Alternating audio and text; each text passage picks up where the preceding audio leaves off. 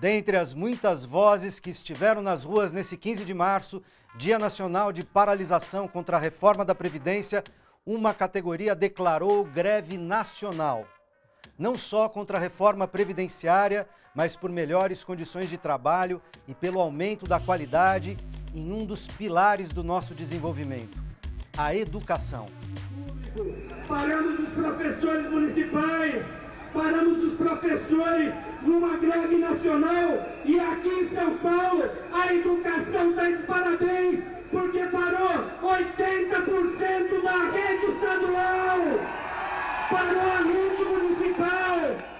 Analisar as demandas dos professores do ensino básico, que são responsáveis pela formação escolar de milhões de crianças e jovens, é pensar em como valorizar os profissionais e qualificar a estrutura e a organização de nossos sistemas educacionais.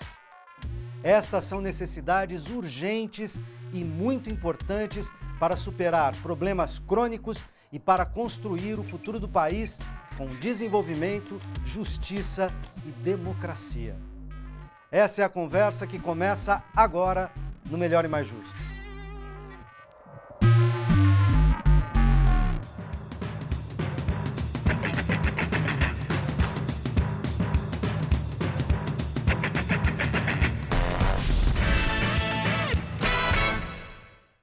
Olá, bem-vindo ao Melhor e Mais Justo. Para falar sobre esse assunto, estão aqui comigo hoje Maria Isabel Noronha, a Bebel, presidenta do Sindicato dos Professores do Ensino Oficial do Estado de São Paulo, a POESP, e Helena Singer, socióloga e consultora na área de educação. Bem-vindas. Contra as reformas da Previdência Trabalhista, pelo cumprimento integral da lei do piso do magistério, pela valorização dos professores, pedagogos e funcionários dos estabelecimentos públicos de ensino. São os eixos principais da greve geral que a educação vai fazer, né? Começou ontem, mas a data de início da paralisação é um pouquinho mais adiante, a Bebel vai contar para a gente.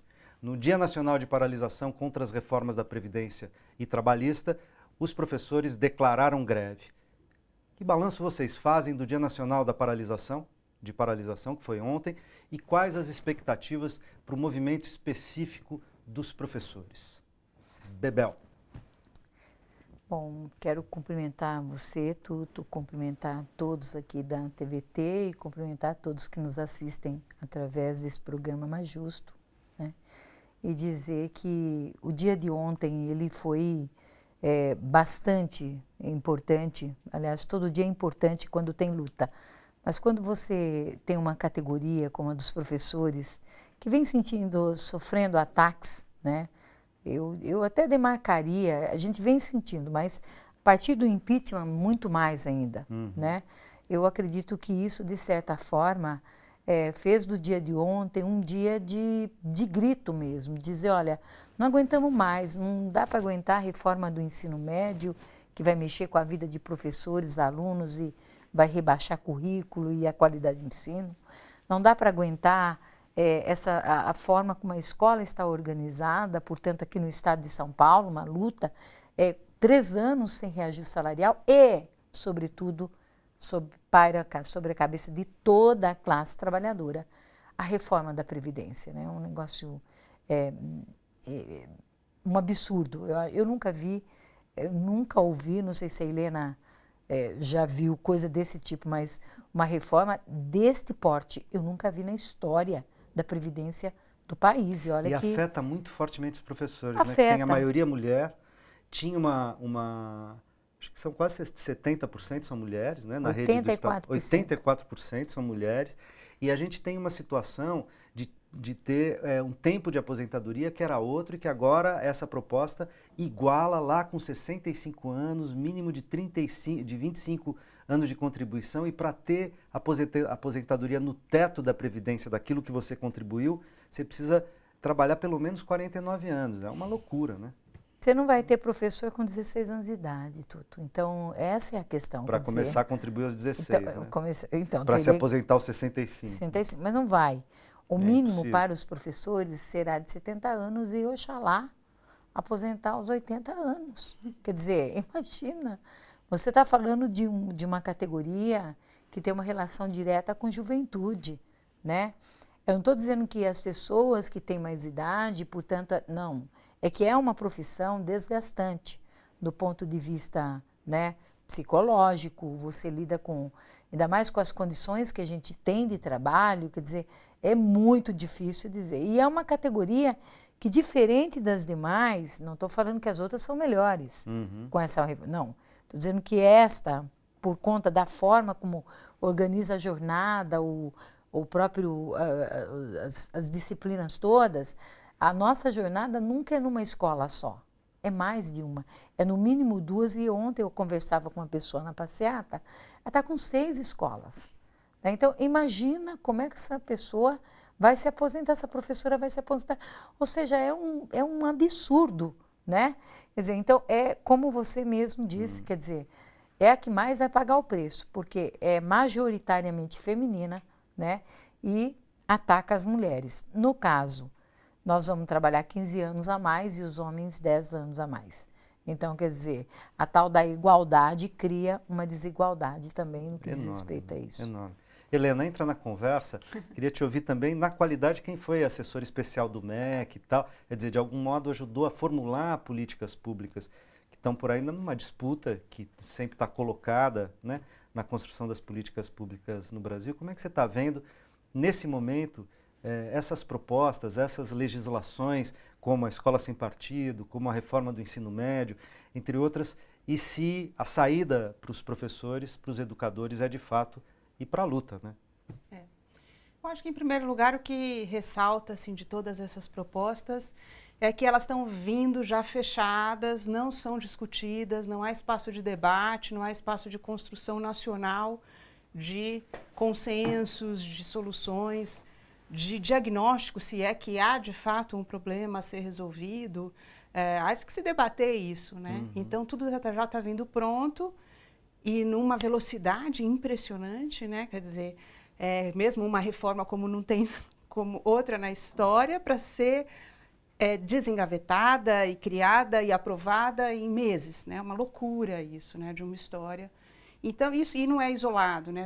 Todas as últimas medidas têm sido nesse sentido. Então, acho que isso realmente está criando um ambiente muito hostil no Brasil, né? Um ambiente que as pessoas estão se sentindo apenas passivamente recebendo, retiradas dos seus direitos, sem espaço para debater, para lutar.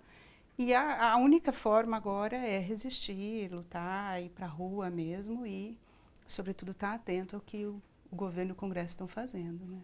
Bebel, qual é a pauta do movimento dos professores nesse momento? Quer dizer, além das pautas nacionais, que é essa contra-reforma da Previdência, eu já te ouvi falando que, assim, veja, não quero que aprimore essa proposta de reforma, tem que recusar essa proposta integralmente. Mas, além dela, a pauta específica dos professores. O que de reajuste de salário, o que de melhora de condições de trabalho, por onde vocês estão pautando a luta?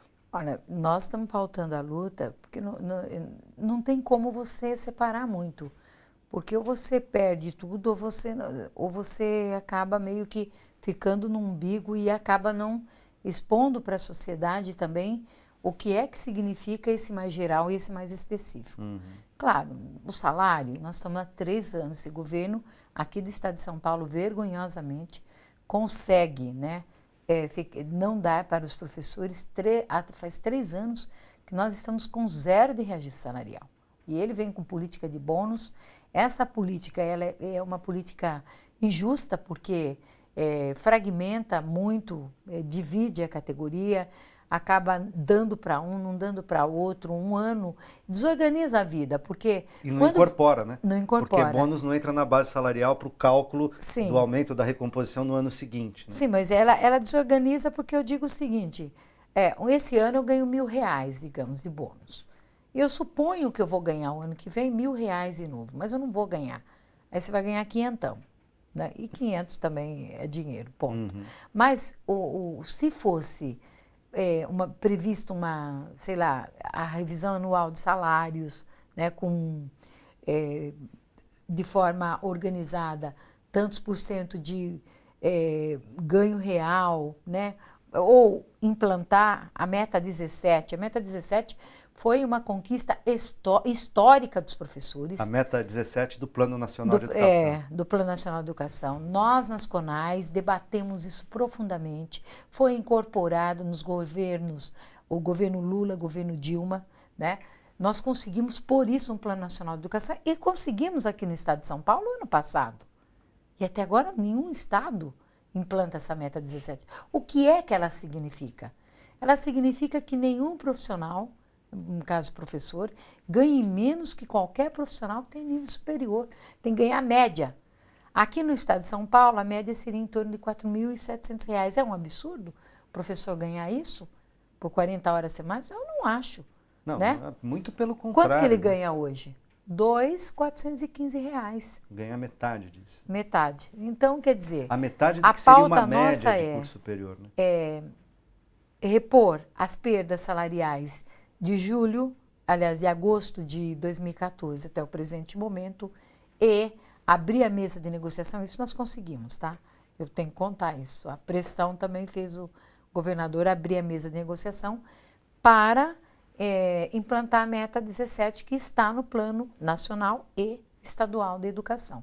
Então, a pressão nossa agora é fazer dessa meta 17 um momento, assim, sabe, de muita importância e que a categoria entenda que ali está a valorização dela. Ou ela entende isso, ou nós vamos ter que ficar no pingadinho, né? Porque a política de valorização não pode ser uma coisa muito de governo para governo, tem que ser uma política de Estado, como nós discutimos, né, Helena, no plano nacional e estadual de educação, que a educação tem que ser uma política de Estado em toda a sua totalidade. Bebel, deixa eu aproveitar isso que você está falando, a educação tem que ser uma política de Estado, e a gente tem visto projetos no Congresso Nacional, vindos do Executivo Federal, que é a ideia da privatização da educação básica no Brasil, a transferência da gestão da educação básica para organizações sociais.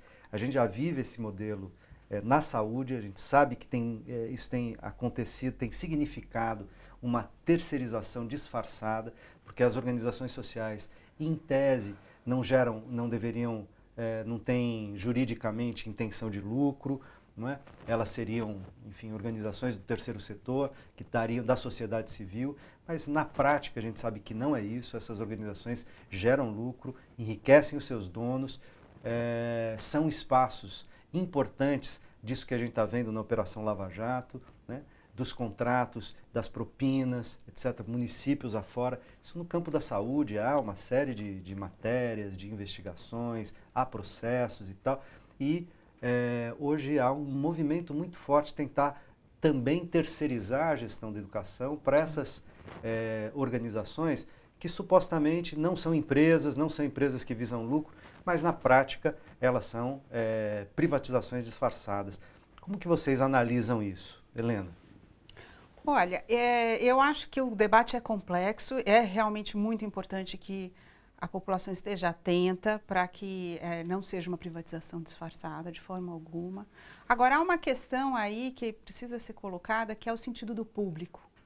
Né? E o sentido do público na educação, em qualquer outra área, significa que o usuário do serviço deveria ter muito mais voz, muito mais participação na avaliação do serviço, na definição dos rumos, na definição das políticas, sobretudo. Né?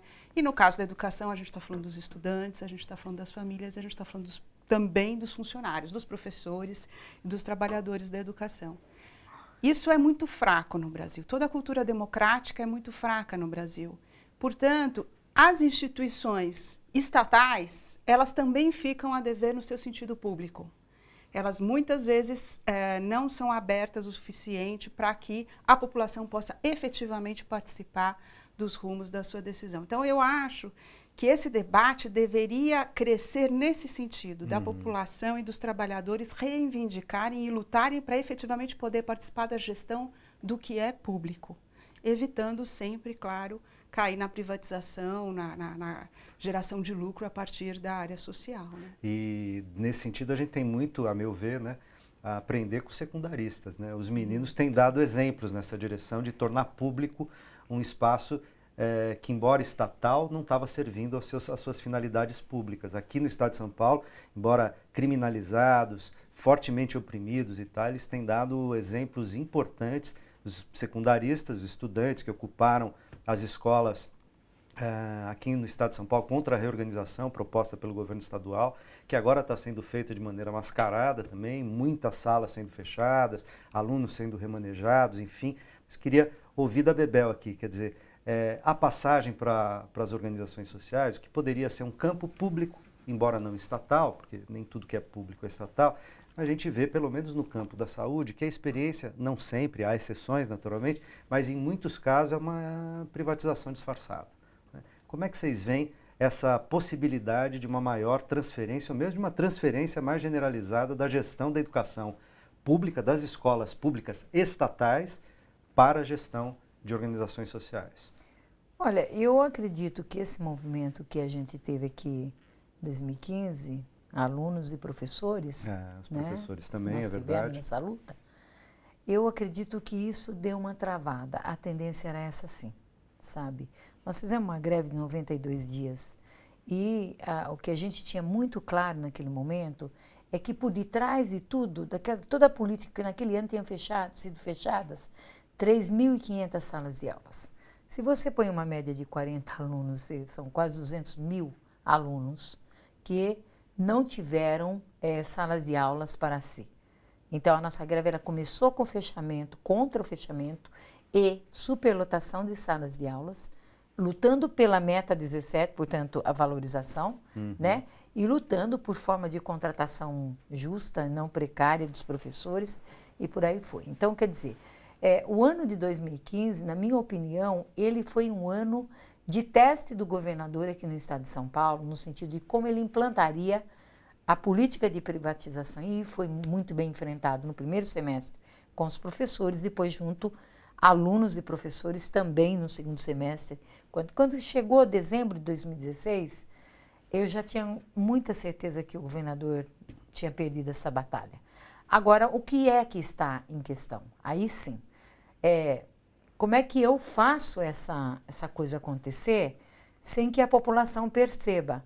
Então, este ano foram fechadas, ainda que a gente em cima, né? Porque nós, professores, temos condições.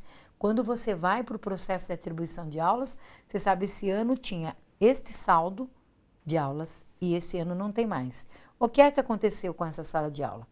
Sala de aulas foi fechada. Bom, foi fechada por quê? Não, porque ajuntou. Então tem que desmembrar. Então, aconteceu aqui que no ABC, por exemplo, Mauá, nós fizemos uma pressão, tinha 400 alunos sem escola, sem EJA, Educação de Jovens Adultos, que já está marginalizado da escola, na idade própria que ele tinha que estudar. Mas ele precisava estudar noturno. Nós fizemos um movimento e abrimos 10 salas de aulas. Agora, quando você fala da privatização, eu não acho que ele fará isso. A política agora, a moda agora é enxugar. É um enxugamento da máquina. É aquilo que o PSDB faz e que nunca disfarçou. A implantação do Estado mínimo. Sim, né? dentro da Menos proposta Estado, neoliberal. menos Estado. Né? Não tem nada que Estado. Tanto que o secretário da Educação escreveu um texto chamando o Estado de Estado babá. Mas que droga é isso, secretário? Estado babá. O Estado é provedor de políticas porque pega impostos da população e tem que devolver para a população em serviços públicos, né? Então, como Estado babá? Não, você não entendeu, é muita coisa policial. Não, eu entendi sim. Entendi que o Estado tem que ter menos, tem que fazer menos. E a população continua pagando imposto. Então, a lógica aqui no Estado de São Paulo é enxugar a máquina, né? É torná-la enxuta para dizer, desta forma nós vamos conseguir gastar menos nas questões públicas, né? E investir em Deixa eu aproveitar outras. aqui, Bebel, porque tem perguntas de internauta e você já está falando, talvez respondendo, sem saber da pergunta, o que o André Luiz Pinheiro coloca. Ele diz assim, como a educação do Estado de São Paulo, do Estado mais rico do país, chegou a este ponto? Quero ouvir você e a Helena também sobre isso. Como Helena, chegamos quer falar a esse primeiro? ponto de uma educação com tantos problemas e tão desqualificada no estado mais rico da federação. A gente tem resultados educacionais melhores em outros estados com mais pobre, né? Receitas muito menores na educação. Como é que a gente chegou a isso em São Paulo? Eu acho que tem uma evidente desvalorização, né? Quer dizer, parte das políticas do governo em relação à educação. Quer dizer, quando se fala fechar salas porque está diminuindo o número de estudantes e aí se considera que 35 alunos numa sala, 40 alunos numa sala é um número razoável, sob o ponto de vista pedagógico, jamais. Né? Então, assim, se for verdade que está diminuindo o número de estudantes, por exemplo, que bom, a gente pode ter menos estudantes para a qualidade da proposta pedagógica, mas essa nunca é a reflexão. A reflexão é assim, se tem menos estudante, então corta para reduzir custos. Isso é desvalorizar. No estado de São Paulo, as denúncias dos professores na greve do ano passado e dos estudantes eram de salas do ensino fundamental 2 e do ensino médio com 60, 70, até 80 alunos, pois até 100 alunos. Inscrito, aí vem com uma... porque vão faltando mesmo e depois eles evadem, quer dizer, já se conta com a evasão do estudante, e é claro que o estudante evade numa situação em que ele não é bem acolhido, nem do ponto de vista pedagógico, nem do ponto de vista pessoal, e não dá para ser com 50, 60 alunos em sala. Então, já se conta com a evasão, que é um dos piores problemas da educação. Então, uma luta que seria a luta por nenhum estudante a menos, não perder nenhum estudante, não perder estudante para a educação de jovens e adultos, porque ir para a educação de jovens e adultos já afirma o fracasso da escola, porque na idade certa que ele devia ter estudado, ele devia ter garantido a aprendizagem, não devia ter saído, não. Já se conta que ele vai sair, já tem toda uma camada da população que já se conta que vai sair e que já vai para a educação de jovens e adultos e realmente vão fechando depois as salas de educação de jovens e adultos e também nem lá os estudantes encontram lugar. Então, há evidentemente uma desvalorização da educação no Estado, e não é só no Estado de São Paulo, quer dizer, o Brasil todo não vai bem na educação, né? O país tem problemas nessa área. Há um discurso, um certo consenso no discurso de que é prioridade, educação é o que vai garantir o futuro. O Plano Nacional de Educação colocou ali uma série de metas que realmente possibilitariam que isso acontecesse, mas, efetivamente, uma contenção dos gastos públicos, uma PEC que congela os gastos públicos por 20 anos, uma série de medidas efetivas vão impossibilitando que o Plano Nacional de Educação, que é lei, seja efetivado, né? Seja então, cumprido. O consenso do discurso não se realiza na prática, né? Bebel, como é que chegamos no estado de São Paulo a esse grau de desqualificação da educação pública? Eu entendo assim, como eu acompanho muito desde a posse do PSDB aqui, né? Há 20 não é uma anos atrás. sanha minha com o PSDB, é que a gente vive por dentro nessa política de exclusão que eles têm de Estado mínimo, quer dizer, pega a resolução de atribuição de aulas, mexe aqui porque a gente vai tirar professor de sala de leitura. São projetos bons. Eu chego a dizer para o secretário, pelo amor de Deus, está certo. Então eu vou lutar, vou fazer vocês gastarem mesmo. Sabe o que eu vou fazer? Não tem a lei que exige biblioteca nas escolas públicas e tem que ter um bibliotecário, nós vamos lutar para isto. Nós vamos fazer a lei valer. É só cumprir a lei, né? Pois é, mas o problema é o seguinte, que no nosso entendimento, nas escolas, tendo a biblioteca e tendo o professor que acompanhasse o aluno na leitura, eles já sendo dali, quer dizer, há uma interação, há uma outra forma, um outro jeito de você lidar com a leitura dos meninos, não é aquela coisa muito, né, aquela coisa, para ser aquela coisa mais o convite à leitura, né? Bom, vai lá e mexe nisso. Um trabalho de mediação de leitura e não de apenas ensino da convenção escrita. Não é isto. Eu acho que é para ser gostoso, não é para ser uma coisa chata, né? A outra questão é o mediador, o professor mediador de conflitos. Gente, a POS fez 2 pesquisas e constatou que em cada 10 professores, 4,6 sofreu algum tipo de violência de aluno para com o professor, né? E isso a gente disse, olha, a gente não quer que enfrente o aluno, não é isso que a gente quer. Mas nós queremos uma política que coloque alguém para mediar isso. não era mediador de conflito, a gente chegou a falar em orientador, qualquer coisa assim que virasse alguma coisa com política de Estado. Não, vamos pôr o mediador de conflitos. Estava dando certinho. O que aconteceu, Tuto? Estão acabando com o mediador. O professor coordenador... Com que argumento estão acabando? O argumento, enxugar a máquina. Claro. Professor coordenador pedagógico é quem? Quem organiza todo o trabalho, a proposta pedagógica da escola. É ali que a aprendizagem, a essência, o currículo acontece, e uma área e uma disciplina tem que debater com a outra. Não, tira. E nós vamos ficar conversando entre nós. Não é porque ele vai mandar, é porque ele vai mediar, ele vai acertar as áreas, vai, enfim, ter esse trabalho mais voltado mesmo para o ensino-aprendizagem do aluno. Tem uma escuta para o que está se passando ali, Sim. fazer pontes, buscar equacionar, Exato. entender, Então, colocar quer dizer, em diálogo. Né? E ainda uma jornada estafante, porque tem uma vitória que nós tivemos no governo Lula, que foi a 11.738 de 2008, que foi a lei do piso salarial profissional nacional. O governo do estado de São Paulo não cumpre sobre os dois aspectos agora. Antes ele não cumpria sobre um aspecto, agora é sobre os dois.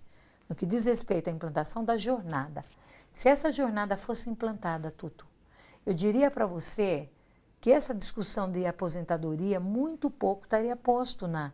Não é que o professor ia topar a se aposentar aos 65, ele queria ficar mais tempo, porque ele teria tempo para preparar a sua aula, porque hoje o professor entra 32 vezes nas salas de aula e fica 8 fora para preparar, corrigir prova e leva trabalho para casa e prepara e pega o livro ponto e faz a filipeta, porque tudo é muito ainda... não tem nada avançado, informatizado. Bom, com a jornada do piso se implantada aqui no estado de São Paulo, que a prefeitura tem, né, nós entraríamos 27 vezes nas salas de aulas, aliás, 26 vezes na sala de aula e 14 ficaríamos fora. Sem fazer nada? Não, senhor. 7 para a formação no próprio local de trabalho. E as outras 7 para você levar trabalho para casa, porque nós não somos pagos. Eu, por exemplo, eu sou professora de literatura, tudo. Na sala de aula, agora eu estou afastada, mas quando estava na sala de aula, eu levava aquele calhamaço de redações. E para você corrigir, para preparar a aula, corrigir prova. Redação, por exemplo, você não pode corrigir redação um lote um dia, um lote outro dia, porque como a avaliação ela é também subjetiva, né? Ela é objetiva, mas ela é subjetiva. Então, se eu mudo o meu humor, o moleque está ferrado no outro dia.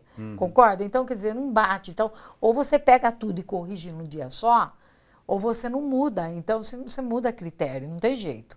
Então, é uma coisa assim, impressionante, como essas coisas, né, que parece que elas são pequeninas, mas isso dá um tom na vida do professor, dá uma vida. Mas a jornada do piso seria um ganho do ponto de vista de você encaminhar para a qualidade de ensino. Eu acho que seria a maior resposta que esse governador poderia dar isso. Ele não cumpriu, agora ele não está cumprindo a jornada do piso, nem no que diz respeito aos salários dos professores de Educação Básica 1. O professor de Educação Básica 1 ganha 10% a menos que o piso salarial nacional, ou seja... No estado de São Paulo, o estado mais rico da federação. Hoje ele ganha aqui no estado 2,88 e o piso salarial profissional nacional é 2,238. Né? Então, quer dizer, que também não é nenhum absurdo, mas não se paga nem o piso. Nem o mínimo, porque piso não é teto, é piso. É isso que ele não entende. Eu preciso fazer um intervalo, mas vocês estão vendo que o debate é importante e muito qualificado. Então não sai daí, a gente já volta.